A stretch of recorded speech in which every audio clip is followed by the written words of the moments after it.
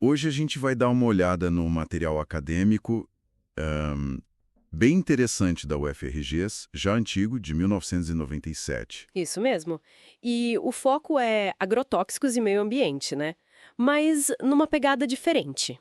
Como assim? É uma proposta de ensino para ciências e química. A ideia era, tipo, conectar o aprendizado com o dia a dia do aluno, sabe? Ah, legal. Tornar a coisa mais palpável. E a proposta central qual era? Olha, o ponto-chave é que a educação ambiental não devia ser só mais uma matéria, entende? Uhum. Mas sim uma forma de olhar para tudo. Uma prática para permear o currículo todo, para formar cidadãos mais críticos, conectando a escola com a realidade, o tal do cotidiano. Entendi. E aí eles propõem usar o tema agrotóxico e meio ambiente para fazer essa ponte, é isso? Para as séries finais do fundamental e para o ensino médio da época. Exatamente. E para começar a discussão, eles trazem um exemplo histórico, assim, muito forte, o DDT. DDT, claro, famoso. Sim, sintetizado lá em 1872, mas só em 1939 que o Paul Muller descobriu o poder inseticida dele. Ganhou até Nobel por isso. Nossa. E foi super usado, né? Muito. Na Segunda Guerra, para controlar piolho, tifo, e depois contra a malária, mosquito, foi visto como uma solução mágica por um tempo. Uma solução mágica. Mas imagino que essa mágica teve um preço, que aconteceu. Pois é, aí que a história vira. O DDT tem dois problemas grandes. Demora demais para se degradar na natureza e é lipofílico. Lipofílico. O que isso significa na prática? Significa que ele se dissolve e acumula em gordura, nos tecidos dos animais, entende? E por não se degradar fácil, ele viaja. Viaja. Tipo, O texto cita um dado impressionante. Acharam traços de DDT que foi usado lá no Marrocos. Sabe onde? No Caribe. no Caribe. Caramba, atravessou o Atlântico. Isso é assustador, o alcance disso. Exato. E esse acúmulo na cadeia alimentar, né, começou a trazer um monte de problema. Que tipo de problema? Bom, primeiro os insetos começaram a ficar resistentes. Aí precisava usar mais e mais DDT. O ciclo vicioso. Isso, e ele começou a aparecer em níveis altos em peixes, aves, outros animais. E até no leite materno humano. No leite materno. Que sério. Muito sério. E danos ecológicos também, como a casca dos ovos de algumas aves ficando mais fina, quebrando fácil. O texto menciona também que ele se transforma em DDE no ambiente. DDE é pior. É menos tóxico na hora, assim, agudamente. Mas ainda persiste muito e existem suspeitas de ser carcinogênico, mutagênico, enfim, um problema de longo prazo. De herói a vilão. Que virada. E como é que o texto conecta essa história toda do DDT com o Brasil lá nos anos 90? Então ele faz um link com a agricultura brasileira. Fala da modernização conservadora que começou lá nos anos 60. Modernização conservadora, o que seria isso? Foi um período de incentivo forte para usar máquinas, tratores e insumos químicos, fertilizantes e, claro, agrotóxicos. O foco era aumentar a produtividade a todo custo. Mais conservadora por quê? Porque modernizou a produção, mas não mexeu muito na estrutura agrária, na concentração de terra, sabe? Entendi. E as consequências dessa modernização via agrotóxicos?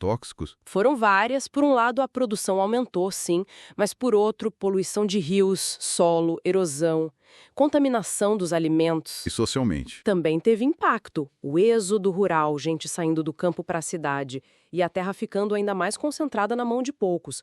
O material até dizia que o sul do Brasil, São Paulo, Paraná, Santa Catarina, Rio Grande do Sul, concentrava tipo 80% do consumo de agrotóxicos na época. 80%. É muita coisa. E os riscos para a saúde de quem aplicava esses produtos, o pessoal do campo? O texto aborda isso? Aborda sim, e bem detalhado. Explica a classificação toxicológica, aquelas faixas coloridas nos rótulos, lembra? Vermelha, amarela, azul, verde. Lembro, sim. Vermelho é o mais perigoso, né? Exato, classe 1, extremamente tóxico. Isso é baseado na DL50. DL50, o que é isso mesmo? É a dose letal 50%. A quantidade do produto que, em testes de laboratório, mata metade dos animais usados no teste. É um indicador de toxicidade aguda, do perigo imediato. Ah, tá. Mas e os efeitos que demoram para aparecer? Então, essa é a outra questão importante que eles levantam. As intoxicações crônicas. Essas são mais complicadas. porque os sintomas podem levar meses ou até anos para surgir. Difícil de diagnosticar, de conectar com a exposição lá atrás. E que tipo de problemas crônicos eles mencionam? Câncer? Falam de vários riscos, sim. Câncer, problemas neurológicos, mutações genéticas. Chegam a citar um artigo da época que relacionava pesticidas com a esterilidade masculina. Nossa, pesado. E detalham os grupos químicos, organoclorados, tipo o DDT, que podem causar convulsões, os organofosforados e carbamatos, que mexem com uma enzima-chave do sistema nervoso, a colinesterase. Colinesterase. De proteção individual. Faz todo sentido, diante desse quadro todo, né? Complexo, perigoso. Qual era a grande proposta do trabalho, então? Onde a educação entra para mudar isso? A educação é colocada como a chave mestra, mas não uma educação só de passar informação, sabe? Como assim? A ideia era propor atividades práticas para os alunos, tipo pegar os rótulos dos agrotóxicos e analisar na aula.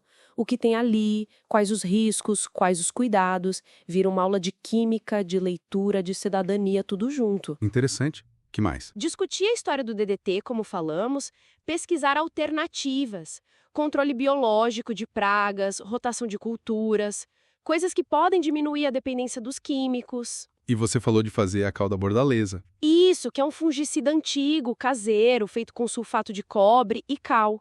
A ideia era mostrar que existem outros conhecimentos, outras práticas, talvez menos agressivas. Era para experimentar, para vivenciar um pouco. Entendi. Então a proposta era mostrar que agrotóxico não é um assunto só da química ou da biologia, né? Exatamente. Envolve saúde pública, sociedade, economia, meio ambiente.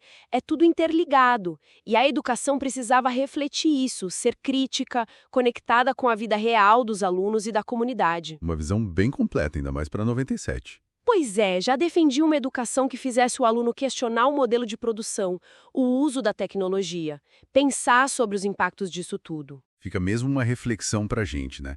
Se o material de quase 30 anos atrás já apontava essa urgência toda, essa necessidade de conscientização e mudança através da educação, o quanto será que essa visão de fato se integrou nas nossas escolas e nas práticas agrícolas desde então?